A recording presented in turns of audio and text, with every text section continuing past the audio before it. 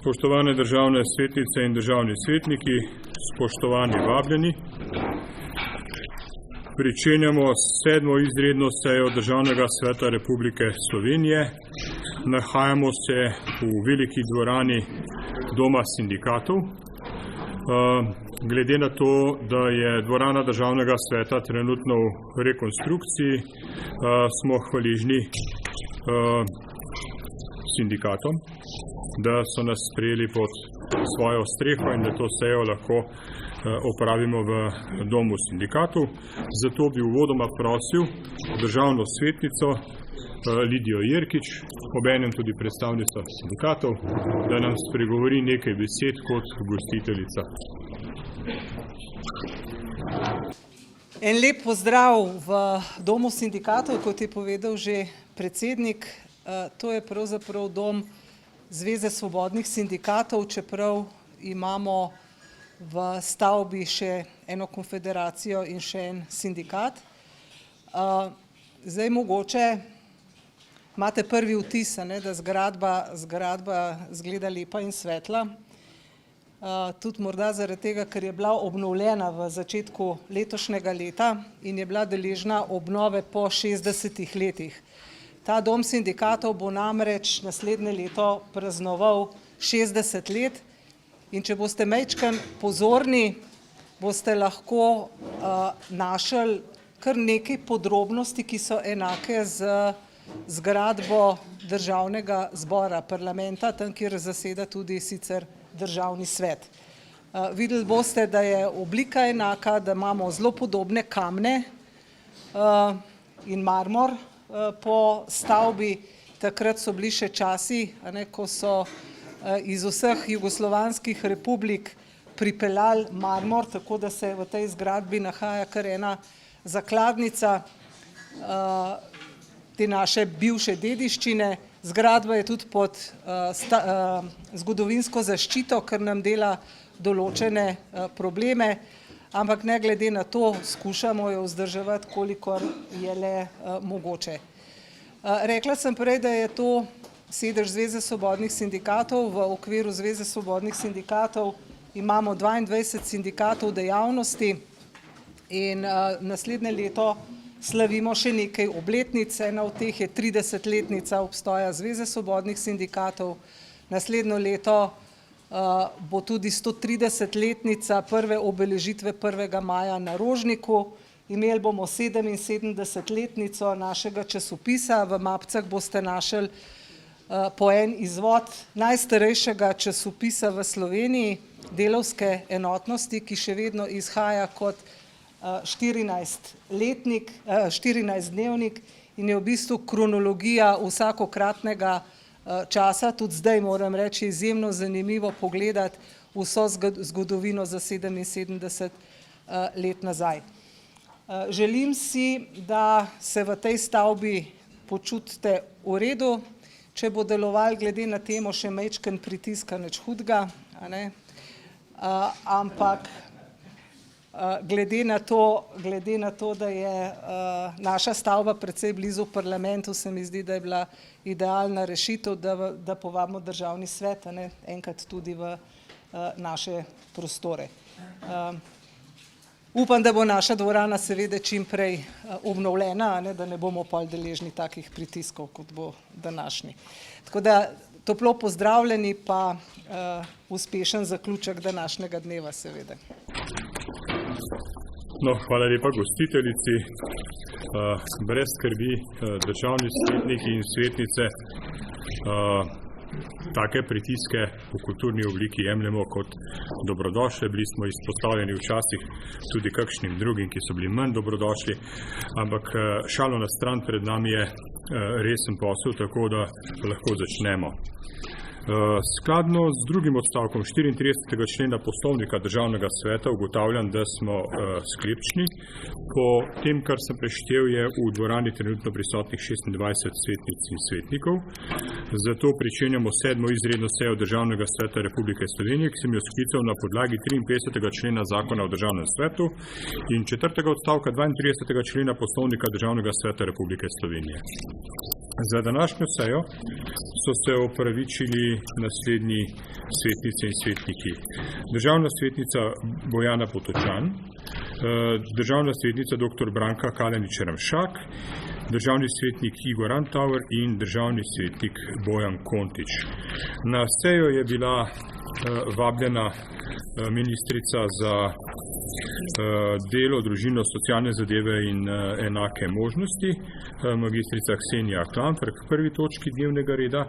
No, v njenem imenu se bosta seje udeležila državni sekretar gospod Tilen Božič z Ministrstva za delo, družino, socialne zadeve in enake možnosti ter gospa Valentina Vehovar. Dobrodošla v državnem svetu.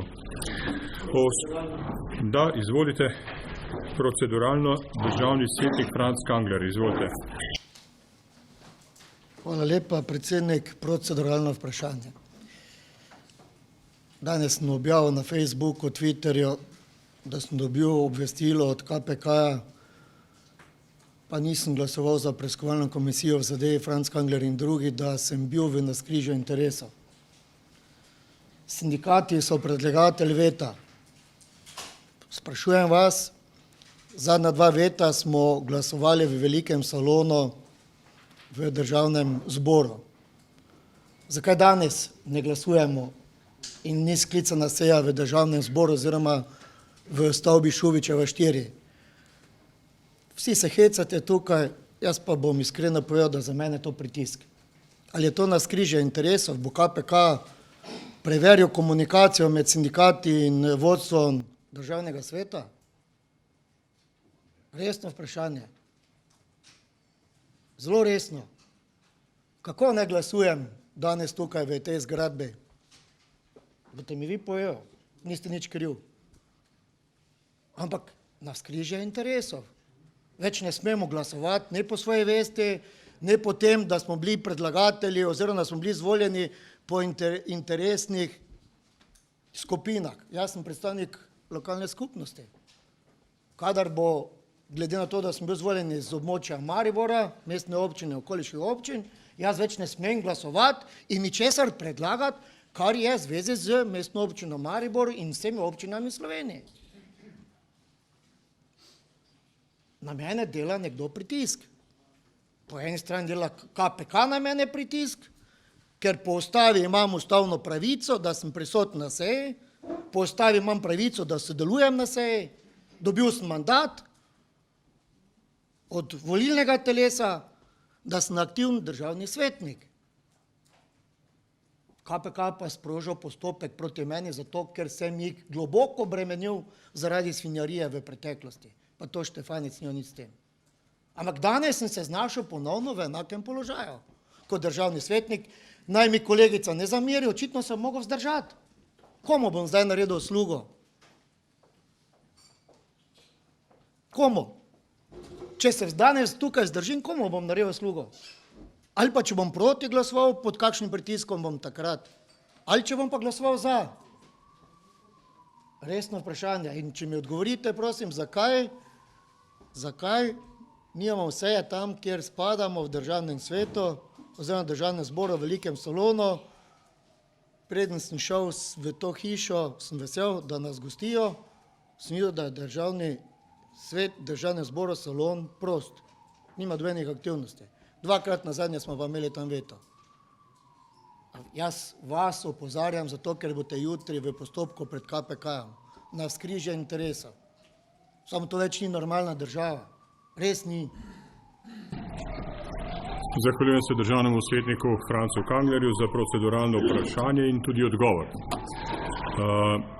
V času, ko je dvorana državnega sveta v obnovi, sem kot predsednik državnega sveta zaprosil strokovno službo državnega sveta, da pri svetnicah in svetnikih, ki bi lahko zagotovili prostore, v katerih državni svet, glede na število članov in način svojega dela, lahko opravlja svoje delo, predlagali prostore, kjer bi lahko imeli svoje seje, namesto da jih imamo v dvorani, ki je trenutno v obnovi. Ta dvorana je kot ena izmed vseh bila ponujena kot opcija. V času, ko smo sestavljali možnosti, kdaj kam lahko gremo, velika dvorana državnega zbora ni bila na razpolago. In takrat smo se odločili, da gremo v tisto dvorano, v kateri lahko dobimo prostor takoj, ad hoc. In odtot izbira te dvorane. Jaz mislim, da kot organ državni svet lahko zelo suvereno odloča, ne glede na to, kje sedimo, v kateri dvorani. In mislim, da nihče izmed vas zaradi tega, ker smo danes v domu sindikatov, ne rabi čutiti nobenega pritiska, vsaj sam ga osebno ne čutim. Spoštovane kolegice in kolegi, če kdo misli, da za voljo izbire prostora danes ne more suvereno odločati, potem jaz mislim, da to lahko pove. Če pa je šlo zgolj za načelno vprašanje, mislim, da sem nanj odgovoril.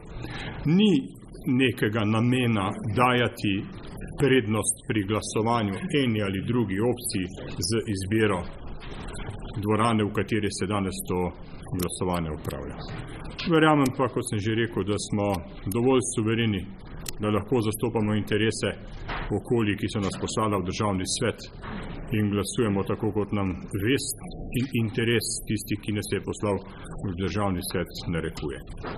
Če dovolite, bi potem kar nadaljevali. O sklicu seje sem obvestil predsednika Vlade Republike Slovenije gospoda Marjana Šarca in predsednika Državnega zbora Republike Slovenije magistra Dejana Židana. V skladu z drugim odstavkom 75. člena Poslovnika Državnega sveta, ki določa, da se predlog odložilnega veta uvrsti na dnevni red brez razprave in glasovanja, ugotavljam, da je dnevni red 7. seje Državnega sveta naslednji. Prva in edina točka, predlog odložilnega veta na zakon o spremembah in dopolnitvah zakona o socialno-varstvenih prejemkih. Prehajamo torej na obravnavo prve in edine točke dnevnega reda. Predlog odložilnega veta na zakon o spremembah in dopolnitvah zakona o socialno-varstvenih prejemkih. Državni zbor je zakon sprejel na 12. seji 29.10.2019, prejeli ste ga po elektronski pošti s sklicem seje. Predlog odložilnega veta interesne skupine delojemalcev ste prejeli po elektronski pošti prav tako s sklicem seje. Obravnavala ga je tudi Komisija za socialno varstvo, delo, zdravstvo in invalide kot zainteresirana komisija. Njeno poročilo ste prejeli po elektronski pošti in objavljeno je tudi na spletni strani Državnega sveta. Predlog zahteve Državnega sveta, ki je pripravljen na podlagi predloga interesne skupine delojemalcev, ste prejeli po elektronski pošti in tudi ta je objavljen na spletni strani Državnega sveta. Obravnavala ga je tudi interesna skupina lokalnih interesov. Poročilo lokalne skupine lokalnih interesov bomo obravnavali na današnji seji. Prosim, da morebitne amandmaje k predlogu zahteve vložite v pisni obliki. Torej, predlagam, da začnemo z obravnavo predloga odložilnega veta z zahtevo, da Državni zbor pred razglasitvijo zakona o njem ponovno odloča. Besedo dajem predstavnici predlagateljev predloga odložilnega veta. Imate 15 minut za obrazložitev. Državna svetnica Lidija Jerkič. Hvala lepa za besedo. Še enkrat pozdravljeni. Jaz se bom skušala potruditi in biti v argumentaciji enostavna, zato ker ste obrazložitev veta prejeli pisno z gradivom. Sama tematika je bila deležna precej pozornosti javnosti, ker je videti tudi danes po udeležbi na tej seji Državnega sveta. In nenazadnje, sama tematika je na eni strani izjemno kompleksna in zadeva veliko število ljudi, zlasti tistih, ki si prizadevajo težko sestaviti konec meseca s koncem meseca. Zdaj, prva stvar, ki bi jo rada pojasnila, je način, kako sem se jaz spopadla s to tematiko. Dejstvo je, da sama ukinitev dodatka vzbuja različna čustva. Verjetno ste tudi vi že to opazili, a ne, s kolegi, kolegicami, mogoče sokrajani, sokrajankami, če ste se pogovarjali, ste lahko ugotovili, da obstajata na nek način dva pola. Prvi, ki podpira, da se lenuhom vzame dodatek za delovno aktivnost na eni strani, da je treba delati in da o tem ni debate, in na drugi strani tisti, ki pa vendarle skušajo dopovedati, da gre za pomemben znesek, ki ljudem, ki delajo, omogoča preživetje iz meseca v mesec. Jaz sem si želela pojasniti vse skupaj s tem, da sem se spravila brati zakon in sem ugotovila, da ne razumem, kaj v zakonu piše in da ne razumem, kdo je tisti, ki je upravičen do socialne pomoči, da ne razumem, kdaj pravzaprav posamezniku dodelijo denarno socialno pomoč. Na koncu sem vendarle razumela, da dodatek za delovno aktivnost ni samostojen dodatek, da je v bistvu predpostavka, da je nekdo upravičen do tega dodatka to, da je upravičen do denarne socialne pomoči. Šele takrat, ko je upravičen do denarne socialne pomoči, torej ko izpolnjuje kriterije po zakonu za to denarno socialno pomoč in če dela, je upravičen do dodatka za socialno aktivacijo. Torej predpostavka je, da človek dela. Torej odpade predpostavka, da ta dodatek za delovno aktivnost dobivajo ljudje, ki živijo od sistema, ki se pač znajdejo, ki znajo poiskati luknje, ki sedijo doma in prejemajo nekaj, kar jim ne pripada. Drugo, kar mi je zelo padlo v ušesa, so bile zlorabe. Kar naprej se je poslušalo okrog tega, da se ljudje pač vsi s tem znajdejo in da si znajo zaračunati oportuno, kdaj se jim splača iti delati, kdaj pa so doma pa majčkeno zraven delajo pa dobijo še nekaj od države. Še enkrat bom povedala, upravičenci do dodatka za delovno aktivnost so skupina, ki je izpolnila kriterije po zakonu, v tej državi jih je 9964 in od tega je 6000 zaposlenih oseb. Se pravi, se sploh ne pogovarjamo o vprašanju lenuhov, ki dobivajo nekaj zraven, pogovarjamo se o zaposlenih osebah, ki prejemajo prenizke plače zato, da bi lahko iz meseca v mesec preživeli in jim zato v skladu z zakonom pripada še socialna pomoč. Tole je nekaj daleč od vsebine prvotno zastavljene ideje, da je treba pobrati tistim, ki ne delajo in jih motivirati za delo. Pobiramo tistim, ki delajo, ki so motivirani za delo in zato dobivajo ta aktivacijski dodatek. Kar se tiče, rekla sem že, sistem je izjemno nepregleden. Jaz mislim, da bi bil čas, morda celo skrajni čas, da ta sistem poenostavimo, da ga ljudem tudi približamo, da bodo ljudje vedeli, kdaj in v katerih primerih jim določena stvar gre.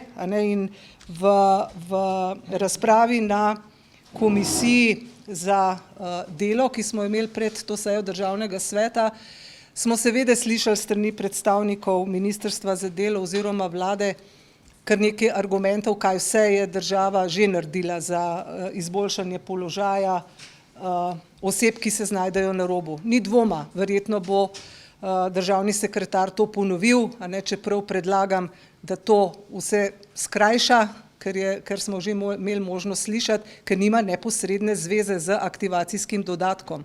To, da je denarna socialna pomoč višja, v redu, se je treba, da je višja. 290 evrov je bila pač absolutno prenizka številka in verjetno tudi 400 evrov ni nekaj, s čimer bi bil kdorkoli od nas zelo zadovoljen. Ampak ta socialna pomoč ostaja in zoper njo ne vlagamo veta. Veto vlagamo zaradi ukinitve dodatka za delovno aktivnost.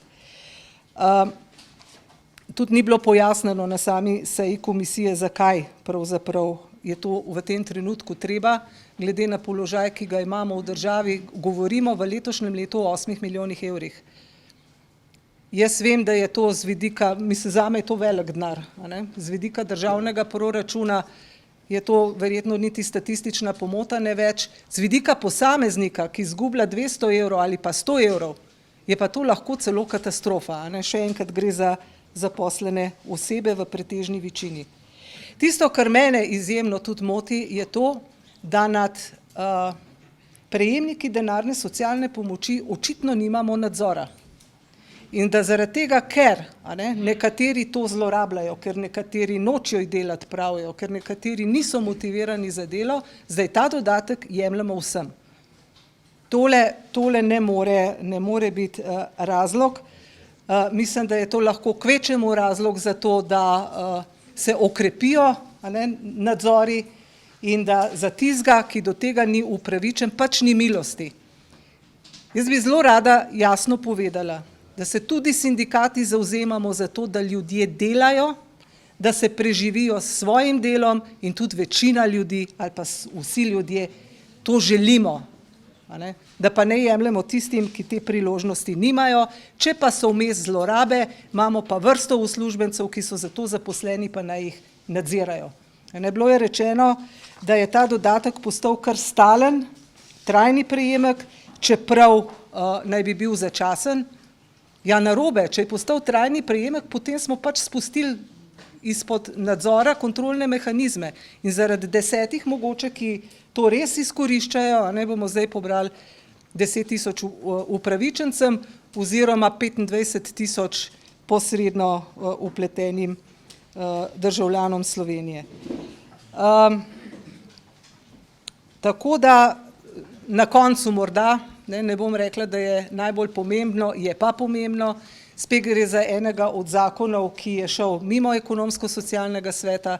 Če bi bil deležen obravnave na ekonomsko-socialnem svetu, verjamem, da bi bila določba drugačna, da bi se potrudili poiskati prave rešitve. Argument na komisiji je bil, da je šel že 8-krat, da je šel samo osnovni zakon čez ESS, potem pa dodatki ne več. To zame ni noben argument. Ta vlada se je posebej zavezala k socialnemu dialogu.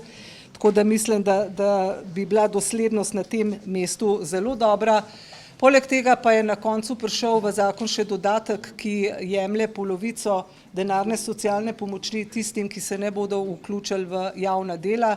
Jaz mislim, da je to zelo nepremišljen ukrep, ki bo povzročil samo to, da se bodo pač ljudje vrteli v pasti javnih del, namesto da bi iskali zaposlitve. To, da je stvar zelo vezana na čustva, zelo problematična, nam kaže tudi glasovanje na državnem zboru. 34 za, 18 proti, drugi vzdržani. Tako kot smo na zadnji seji, če vas spomnim, ko smo obravnavali veto povezan z višino urne postavke študentskega dela, sklenili na koncu, da damo še eno priložnost državnemu zboru in poslancem, da premislejo in se opredelijo do problematike. Jaz verjamem, da večina državljanov želi vedeti, kaj poslanci mislijo. Dajmo jim priložnost, da se opredelijo še enkrat in pač potrdijo ali pa ne potrdijo zakon še enkrat. To lahko storimo samo tako, da izglasujemo veto, zato vas jaz prosim, če ta veto podprete. Hvala.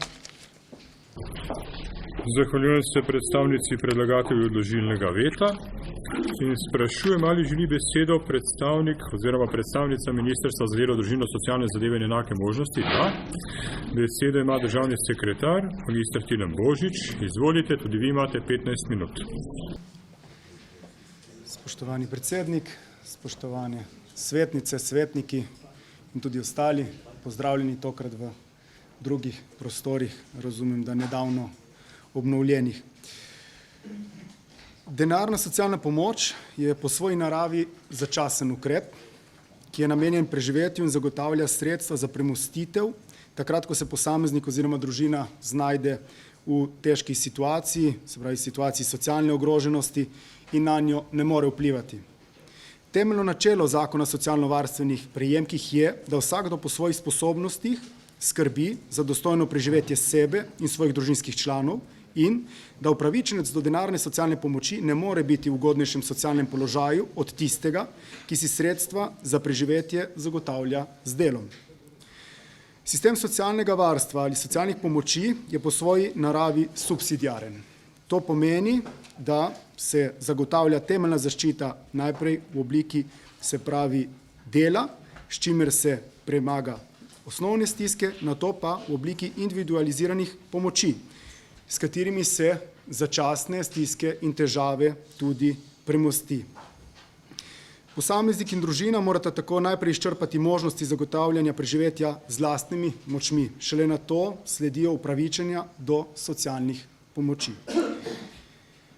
Višina denarne socialne pomoči ter spodbude, ki spremljajo denarno socialno pomoč, so odvisne od gospodarskih razmer v državi in strukturne brezposelnosti oseb, zato se morajo spreminjati glede na to, kje v ciklu se nahajamo.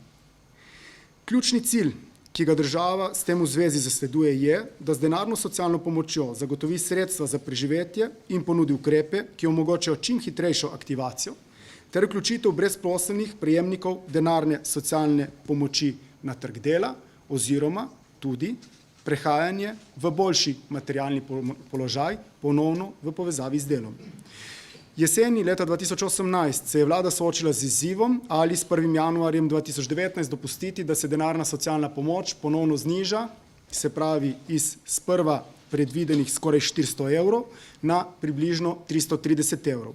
Takrat je bil sprejet splošen sklep, lahko rečemo, in na to tudi ukrep, da se ta pomoč ne zniža. Razlogi ključni so naslednji. Ukolikor bi 3599 oseb oziroma družin izgubilo denarno socialno pomoč in preko 52 000 osebam oziroma družinam bi se denarna socialna pomoč znižala. Ob tem zavedanju, se pravi, je bilo najprej dogovorjeno in tudi doseženo, da se denarna socialna pomoč ohrani na 392,75 evra, kar danes skupaj z indeksacijo znaša 402,18 evra. Sočasno so bili pa sprejeti tudi številni drugi ukrepi, predvsem vezani na sproščanje, pa tudi, če pogledamo osnovno premiso ministrstva, ki pravi, da nekdo, ki je zaposlen za poln delovni čas, mora biti sposoben preživeti brez socialnih transferjev, do tam je pa še zelo daleč, je bil sprejet tudi oziroma dopolnjen zakon o minimalni plači, ki v 3 korakih izboljšuje položaj zaposlenih na minimalni plači. Razbremenjen je bil regres za letni dopust, tako dohodnine kot med 70 in 100% povprečne plače še dodatno za prispevke za socialno varnost. S 1.1. prihodnjega leta ponovno stopi v veljavo tudi 156. člen ZPIZ-a, ki predvideva, da za starejše delavce delodajalci plačajo nekoliko manj prispevkov za socialno varnost iz naslova pokojninskega zavarovanja. Odpravljeni so bili številni varčevalni ukrepi, ki se tičejo družinske politike. Govorimo o očetovskem in starševskem varstvu, kjer se je nadomestilo vrnilo na 100% osnove, prej je bila ta 90%. Tudi omejitev se pravi ponovno dvignila iz 2-kratnika na 2,5-kratnik povprečne plače. Od tu naprej se je tudi sprostil dodatek za veliko družino, ki ga prejmejo sedaj vse velike družine, ne glede na materialni položaj. Dodatno velja omeniti tudi, da se je sprostil zadnji dohodkovni razred za državno štipendijo. Kar se je v letošnjem letu še zgodilo, je to, da se je ukinil fiktivni izračun pravice iz javnih sredstev, ko se odmerja štipendijo, s čimer se je tudi dodatno pomagalo štipendistom. In hkrati se sprejemata, oziroma sta v fazi sprejemanja tudi 2 noveli zakonov. Eden je zakon o urejanju trga dela, ki se ukvarja s hitrejšo aktivacijo, ena je pa tudi novela zakona o invalidskem in pokojninskem zavarovanju, ki predvideva ukrepe za podaljševanje aktivacije, sočasno pa s tem tudi krepitev socialne varnosti upokojencev. Ministrstvo je torej k izboljšanju materialnega položaja socialno ogroženih pristopilo celovito in to številnimi ukrepi. Gre za paleto ukrepov, ne glede na to, kar je bilo tudi prej že povedano, ne gre jemati vsakega ukrepa posamično. Z vidika ministrstva lahko zagotovim, da se vedno pogleda celovito, se pravi bodisi na posameznika, bodisi na družino, upošteva celoten splet ukrepov, ki jih imamo in na ta način skuša doseči uravnotežen pristop.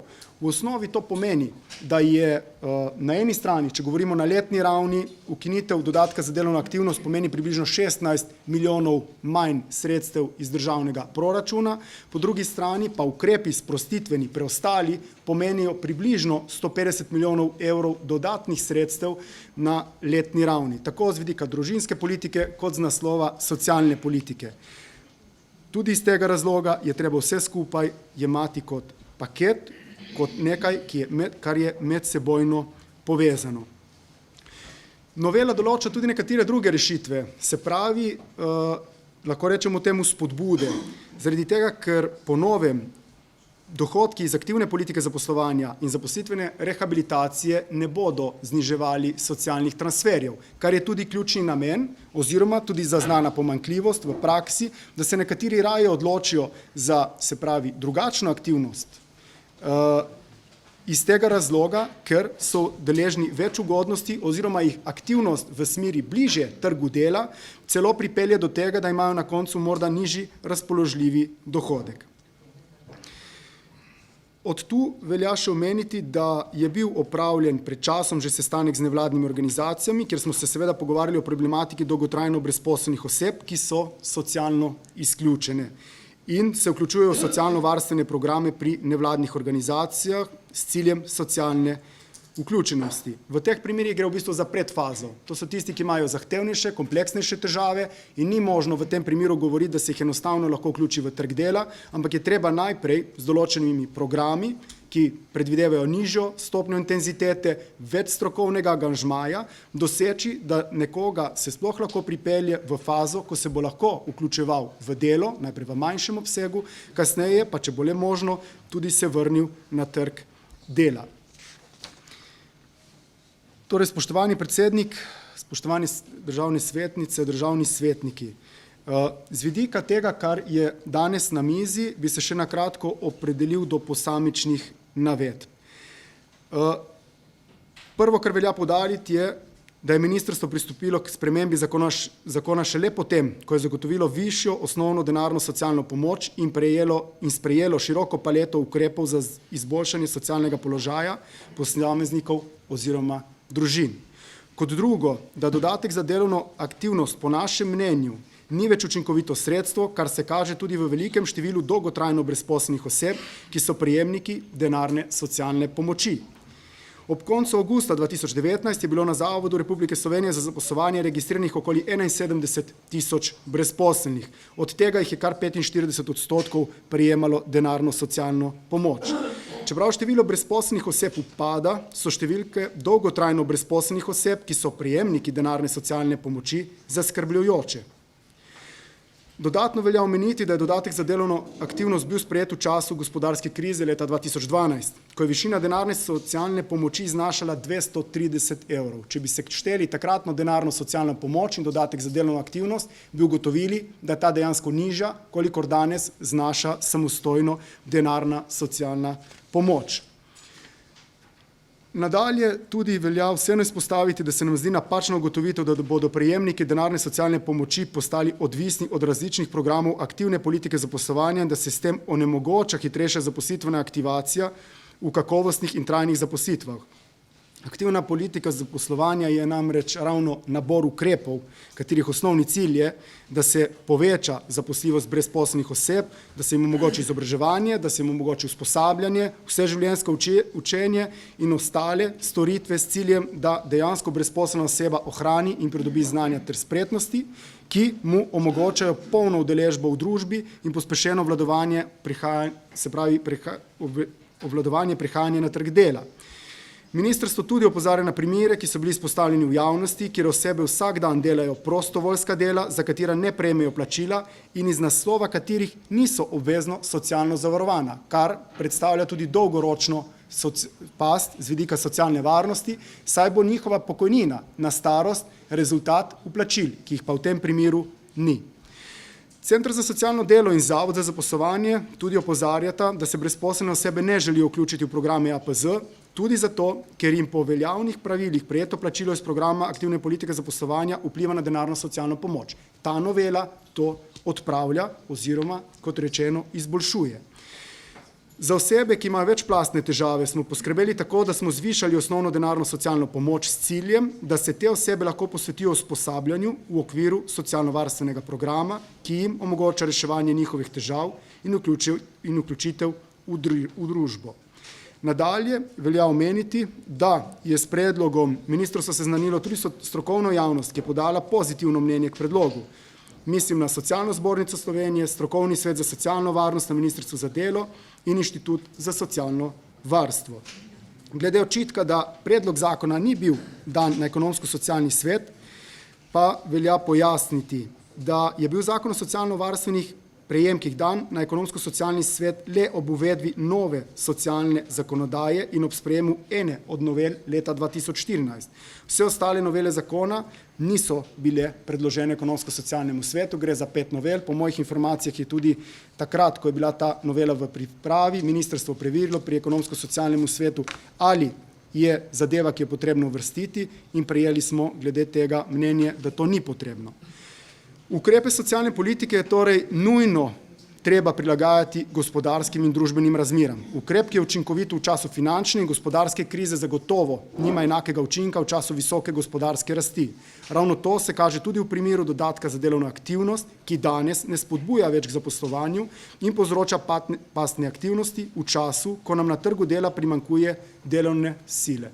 Na trgu dela je torej priložnosti veliko, zato bi radi tiste, ki bi radi delali, tudi tja usmerili, ker jim na tak način tako na kratek kot na dolgi rok izboljšamo socialni položaj. Poleg tega se je potrebno zavedati, da so socialni transferi dajatve, ki so vezane na določene okoliščine v življenju posameznika oziroma družine in ne prinašajo dolgoročne socialne varnosti, temveč, kot že omenjeno, so namenjene začasnemu reševanju stisk, v katerih se znajdejo. Temelj človekove dejavnosti mora tako biti zaposlitev in vključitev v socialna zavarovanja, s čimer se posamezniku in njegovi družini zagotavlja temeljna socialna varnost, kot že rečeno, tako na kratek kot dolgi rok. Na podlagi predstavljenega v imenu ministrstva in tudi vlade prosim, da državni svetniki odložilnega veta ne podprete, sem pa tukaj na razpolago tudi sodelavkov za dodatna pojasnila. Hvala. Zahvaljujem se predstavniku Ministrstva za delo, družino, socialne zadeve in enake možnosti, državnemu sekretarju Tilnu Božiču. Pristojna komisija, ki je obravnavala predlog odložilnega veta, je Komisija za socialno varstvo, delo, zdravstvo in invalide. Poročevalec, predsednik komisije, magister Peter Požun, izvolite, imate besedo.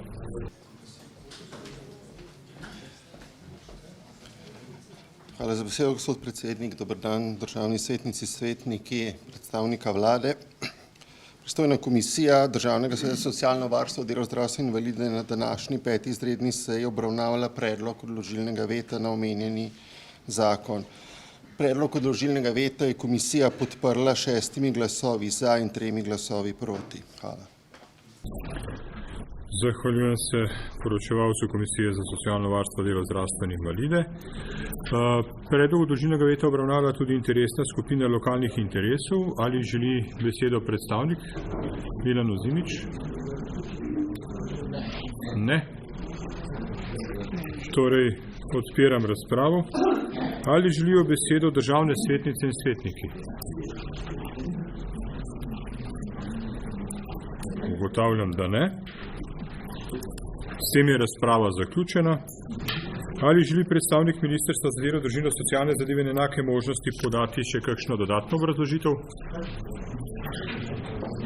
Želite?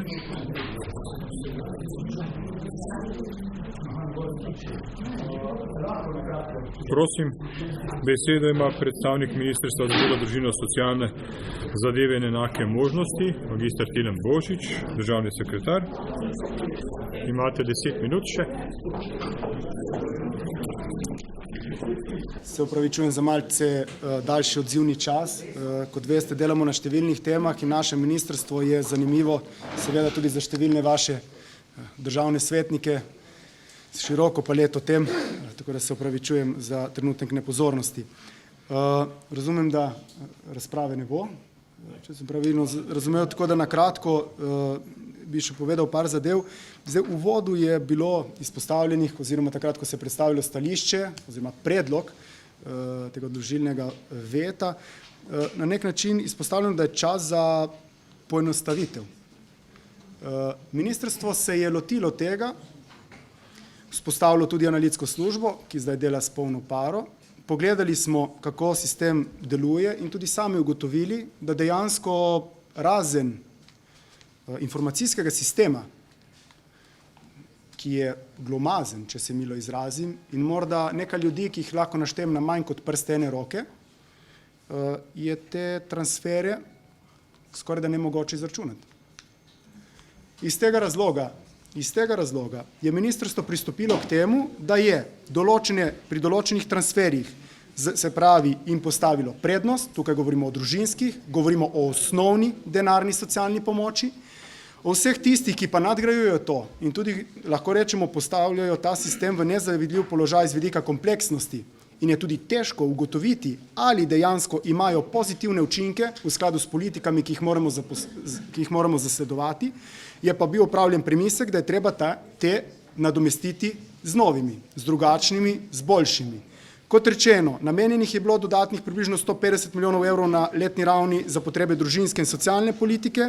V tem primeru smo sprejeli oceno, da je boljše kot na tak način, kot ga je sedaj zasnovan dodatek za delovno aktivnost, se osredotočiti predvsem na to, da se prvič ukrepe, ki jih imamo iz naslova aktivne politike zaposlovanja in zaposlitvene rehabilitacije, pa tudi nekatere druge ukrepe, se jim da večjo težo in večjo prednost. Zdaj je tak čas, primeren v ciklu, se pravi, je širok nabor delovnih mest, priložnosti na razpolago, sočasno pa za tiste, ki so v najzahtevnejši situaciji, se pravi, da ne morejo se takoj vključiti na trg dela, ampak potrebujejo določeno pomoč, je tudi preko amandmaja, ki je prišel noter v zakon, predvideno znatno povečanje obsega javnih del, na kar se tudi ministrstvo zdaj že intenzivno pripravlja, tudi potom predloga proračuna, ki je bil danes vložen oziroma predložen strani Ministrstva za finance. Dodatno se pa tudi pripravlja, da bo določene politike, predvsem iz naslova črpanja evropskih sredstev, za zahtevnejše primere in se pravi tiste, ki bi to potrebovali, zasnovalo na način, da bomo lahko tako ministrstvo kot tudi nevladne organizacije, ki imajo na tem področju veliko izkušenj, bolj učinkovito pomagali, ker v končni fazi je za nas zelo pomembno, koliko denarja nam je odmerjenega, od tu naprej pa tudi, kaj lahko s tem denarjem naredimo. Demantiral bi tudi to, da nima DDA zveze z ostalimi transferji. Jo ima, kot rečeno, mi to jemljemo kot splet vseh transferjev skupaj. Morda je bila napaka, da to ni bilo predlagano že takoj na začetku, ko se je dvignila denarna socialna pomoč, ampak glede na urgentnost takratnega stanja smo pač najprej posegli po denarni socialni pomoči. Ravno tako bi ponovno poudaril, da ocenjeni učinek tistega predloga, ki je prišel v državni zbor, je 16 milijonov na letni ravni, 8 milijonov je bilo predvidenih, če bi veljal pol leta. Dodatno, kar bi še morda tukaj izpostavil, je naslednja reč. V času težke gospodarske in finančne krize je situacija taka, da lep del politik, ki jih imamo zasnovanih, lahko, tudi če so zastavljene kot aktivne, deluje kot pasivne, ker delujejo na naslednji način, da seveda ne glede na to, koliko ljudi bi mi radi s svojimi spodbudami spravili na trg dela, dela preprosto ni. Danes delo je. Iz tega razloga preusmeritev iz pasivne v aktivnejše ukrepe in kar se tega tiče, ocenjujem, da je predlog, kot ga je predstavilo Ministrstvo za delo, družino, socialne zadeve, podprla tudi vlada in je na to bil tudi potrjen v državnem zboru z določenimi ukrepi oziroma določenimi amandmaji, ustrezen. Dodatno bi opozoril tudi na zadevo, ki se nam pogosto pojavlja, in to je na ta tako imenovani stekleni strop. Že takrat, ko smo se pogovarjali o minimalni oziroma povečani splošni olajšavi, nadalje, ko smo se pogovarjali o minimalni plači, ko smo se pogovarjali o dvigu najnižjih plač, ko smo se pogovarjali o cenzusih in dvigu cenzusov, je bilo zaznano, da nekateri, tudi strani delodajalcev nam je bilo to predstavljeno, ki prejemajo določeno plačo včasih, ko jim delodajalec morda celo ponudi malenkost višjo plačo, zastrižejo z ušesi, in seveda, normalno, pogledajo svoj položaj in svoj neto razpoložljivi dohodek, ki ga bo imeli po transferih. Pogosto se lahko zgodi, da dejansko zaradi nekaj evrov višje plače in zaradi nerodno zastavljenih transferjev pride do tega, da bo neto razpoložljivi dohodek celo nižji. Iz tega razloga je tudi v pripravi, poleg ostalih ukrepov, to, da bomo v nekaj letih, upam, prišli do tega, kar ostale države že imajo, se pravi, da bomo prišli do drsečih cenzusov, ravno zaradi tega, da bo vsak dodaten evro iz zaposlitve pomenil tudi dodaten razpoložljivi dohodek, ne pa da bi prišlo do tega, da bi zaradi dodatnega dela oziroma dodatnih dohodkov nekdo bil na nek način celo kaznovan z nižjimi transferji. Tako da Predlog, ki ga imate, odložilnega veta, ki ga imate danes na mizi, kot že rečeno, po mnenju ministrstva ni primeren. Mi ocenjujemo, da rešitve, ki smo jih predstavljali, grejo v pravo smer in da predstavljajo del celovite reforme sistema socialne varnosti, ki seveda bo, kar je bilo že do zdaj narejenega, moralo biti tudi nadaljevano. Hvala. Zahvaljujem se predstavniku Ministrstva za delo, družino in socialne zadeve. Ali ima ta predstavnica predlagateljev veta? Imate prav tako zaključno besedo 10 minut. Nisem se želela oglasiti, ampak se moram. Zdaj, hvala gospodu Božiču, ker nas je povedal še mečken v prihodnost, sam ta bo enkrat prišla, v tem trenutku imamo sedanjost. Zaskrbelo me je podton, ki sem ga verjetno narobe razumela, ampak za vsak slučaj, denarna socialna pomoč ni učinkovito sredstvo, ker imamo vedno več trajnih prejemnikov denarne socialne pomoči. Lahko pričakujemo predlog za ukinitev denarne socialne pomoči, jaz upam, da ne, seveda. Prej pa sem pozabila upozoriti na to, da je kopica nevladnih organizacij na nek način demantirala to, da so se pogovarjali z Ministrstvom za delo in dosegli neke skupne dogovore.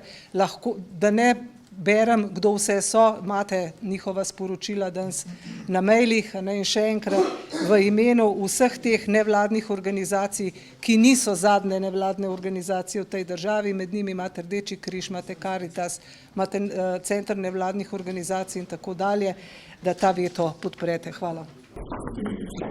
Zahvaljujem se predstavnici predlagateljev predloga odložilnega veta. Preden pa pridemo na glasovanje, mi dovolite, da pojasnim še način glasovanja. Glasovali bomo z dviganjem kartončkov, ki so pred vami. Za prijavljanje prisotnosti, glasovanje za in glasovanje proti dvignete in podržite zeleni karton, dokler se ne oglasijo predstavniki strokovne službe, ki bodo prešteli in z glasom povedali, koliko so prešteli. Torej, prehajamo na glasovanje. Ali želi kdo obrazložiti svoj glas? Da. Samo trenutek. Najprej se k besedi prijavil državni svetnik Franc Kangler, za njim Marko Zidenšek in magister Miran Ribič. Bom čim bolj kratki, da čim prej zaključimo. Predstavnik vlade me ni prepričal. Z njegovim nastopom tukaj mene osebno ni prepričal, zato ne bom glasoval proti veto, bom prijavil kvorum, pa bom solidaren, pa se zdržal. Seveda pozivam tudi zaradi mojega prvega nastopa tudi nekatere druge svetniške kolege, da pokažejo solidarnost, da treba državo rešiti. Hvala lepa. Besedo ima državni svetnik Marko Zidenšek.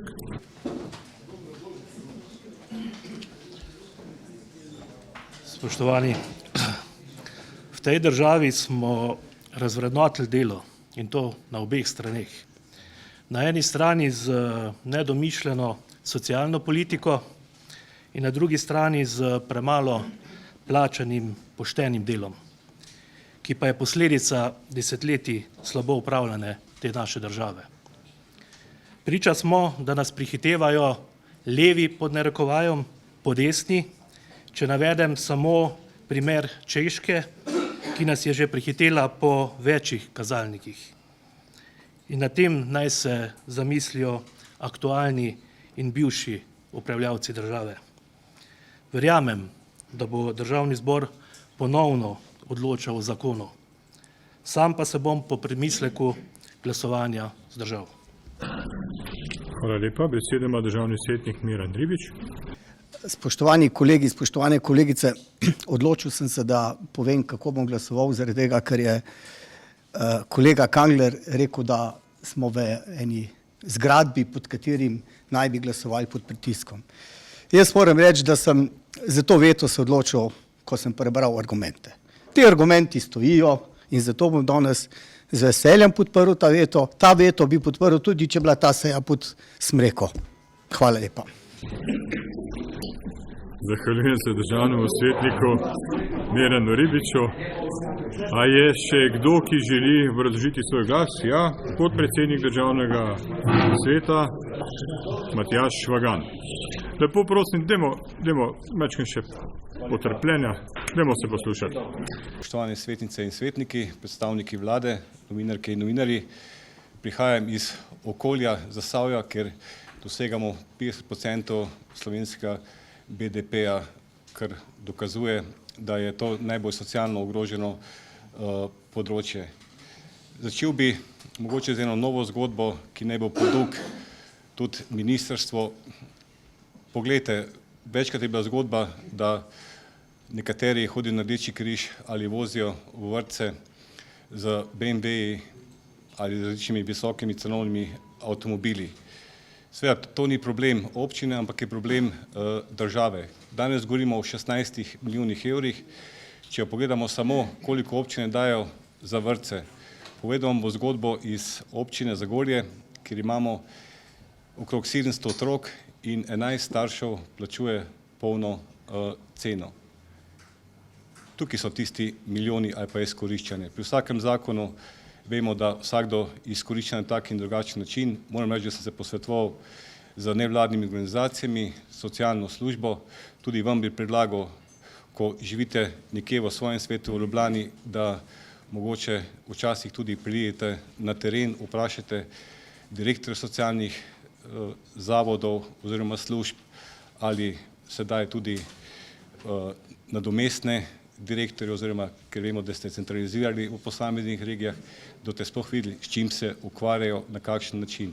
Res je, da prihaja do izkoriščanja in tukaj ne govorimo o 6000 ljudeh, ki dobijo dopolnitev, da lahko iz meseca v mesec preživijo. Kdo pa lahko danes preživi svojo pokojnino 400-500 evrov ali 400-500 evrov socialne pomoči? Bi pa vas vprašal samo nekaj, ako govorite o 160 milijonih socialnih transferjev, a ste tudi upoštevali pri tej številko iz naslova, kar se tiče regresa, ker vemo, da sedaj govorimo o neto zneski ali so to samo socialni transferi, ki gredo. Sicer pa država je zato zagotovljena, da pomaga tistim, ki res nujno potrebujejo pomoč, tistim, ki pa ne potrebujejo pomoč, imate pa vi vse mehanizme in zakone, da to preprečiti. Prelagate pa to na breme občin, tako da bom veto z veseljem podprl in predvsem za tiste, ki res rabijo pomoč in ne iščejo pomoči na Rdečem križu ali v okviru občine, lahko pa dobijo na podlagi zakona in seveda bom z veseljem iz okolja, ki ga prihajam, pomagal posameznicam in posameznikom. In ravno danes ena zgodba, če ta veto ne bo izglasovan, 10 prostovoljcev ne bo moglo deliti hrane tistim najrevnejšim vsak dan, vsak večer, ki to hrano potrebujejo. To je delček v mozaiku, seveda, kot sem rekel, ne sprenevedam se ali pa vem, da prihaja do izkoriščanj na vseh socialnih transferjih. Ampak zaradi 16 milijonov takšna tema in pri največjem proračunu pričnite nekje drugje, ker milijoni, stotine milijonov vam pa letijo čez okno. Hvala lepa. Želi še kdo obrazložiti svoj glas? Ne? Dovolite, da še sam obrazložim svoj glas. Prav se ponavljam, glas sem obrazložil že javnim medijem v dvorani parlamenta, ampak kot ponavadi me posnamejo in potem ne objavijo, pa izkoriščam to možnost, da ga obrazložim zdaj. V Državnem svetu zastopam interese obrtnikov in malih podjetnikov, ki v tem trenutku, tudi moja družina, ne dobijo delavcev, ki jih potrebujejo. In zaradi tega veta ne bom podprl. Rad bi povedal pa še nekaj. Na Komisiji za gospodarstvo Državnega sveta smo obravnavali vprašanja lastnikov podrejenih obveznic izbrisancev. Govorili smo tudi o tistih, ki so vzeli kredite v švicarskih frankih. Razpravljali smo o bančni luknji in prav jezi me, res, kot človeka in kot svetnika me jezi, da tako zlahka spustimo mimo vse tiste, ki so naredili ogromno finančno luknjo v tej državi, da nihče od njih ne odgovarja. Mi se pa tukaj izpostavljamo moralnemu bremenu in razpravljamo o bagateli. Res o bagateli, ki nekomu omogoča ali pa ne omogoča preživetje. In res me jezi, da smo prodali Ljubljansko banko za 760 milijonov evrov, za 104 milijone evrov je pa ta banka prodala teh kreditov naših nesrečnikov v tujino s 70% popustom, pa tudi en novinar o tem ne upa 2 besedi spregovoriti. In potem te reveži, ki plačujejo zdaj res enormne mesečne obroke, spadajo v kategorijo, v kateri je treba deliti poceni hrano in mi tu razpravljamo o bagateli, ali jim bomo to dali in ne bomo. Nekaj je narobe s to državo. Pa ne z nami državnimi svetniki, nekaj je narobe s tistimi, ki nam to breme nalagajo, pa niso ukrepali takrat, ko so milijarde zapuščale državo.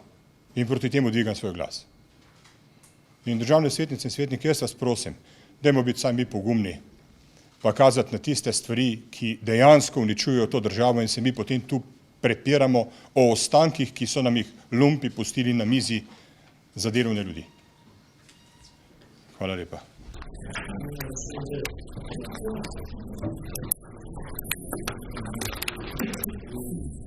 Prehajamo na glasovanje. Na glasovanje dajem predlog zahteve Državnega sveta, da Državni zbor ponovno odloča o zakonu o spremembah in dopolnitvah zakona o socialno-varstvenih prejemkih, kot ste ga prijeli po elektronski pošti. Ugotavljamo prisotnost.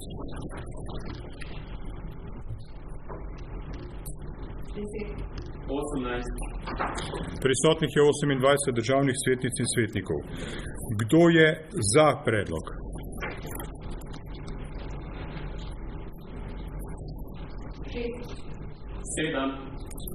Šest? 13. Za predlog za odložilni veto je glasovalo 13 svetnic in svetnikov. Kdo je proti?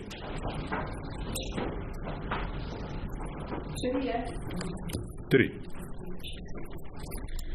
Ugotavljam, da je predlagano zahtevo Državni svet sprejel s 13 glasovi za in 3 glasovi proti. S tem smo zaključili prvo in edino točko dnevnega reda.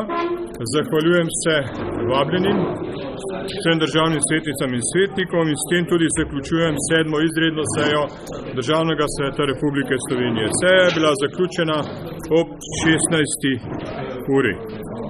Hvala lepa in nasvidenje.